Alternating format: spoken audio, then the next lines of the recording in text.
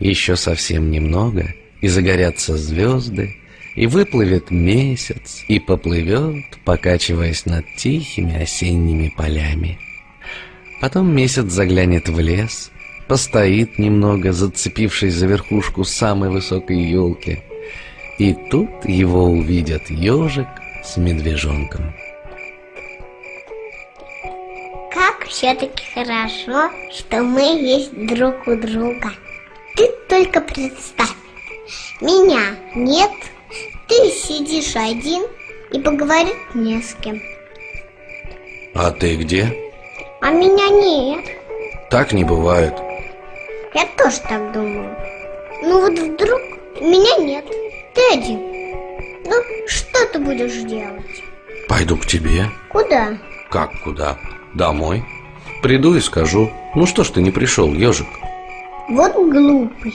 Что же я скажу, если меня нет? Ну, если нет дома, значит, ты пошел ко мне. Прибегу домой. А, ты здесь. И начну. Что?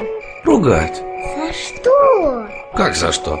За то, что не сделал, как договорились. А как договорились? Откуда я знаю? Но ты должен быть или у себя, или у меня дома. Но меня же совсем нет. Понимаешь? Так вот же ты сидишь. Это я сейчас сижу. А если бы меня не было, где б я был? Или у меня, или у себя. Это если я есть. Ну да. А если меня совсем нет? Тогда ты сидишь на реке и смотришь на месяц. И на реке нет. Тогда ты пошел куда-нибудь и еще не вернулся. Я побегу, обшарю весь лес и тебя найду.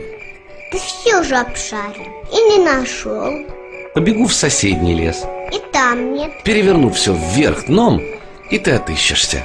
Нет меня. Нигде нет.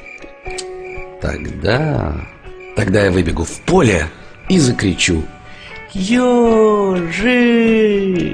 И ты услышишь и закричишь: медвежонок! Вот. Нет, меня ни капельки нет. Понимаешь? Ну что ты ко мне пристал? Если тебя нет, то и меня нет, понял? Нет, ты есть. А вот меня нет. Медвежонок не ответил. Он глядел, как месяц, поднявшись высоко над лесом, льет на них с ежиком свой холодный свет. Кучаши эрთხელ მეცნობა ქარმა მე მომიტანა სურნელით მევის სურნელით მევის ის იყო შენი ასე ნაცნობი და მრავალი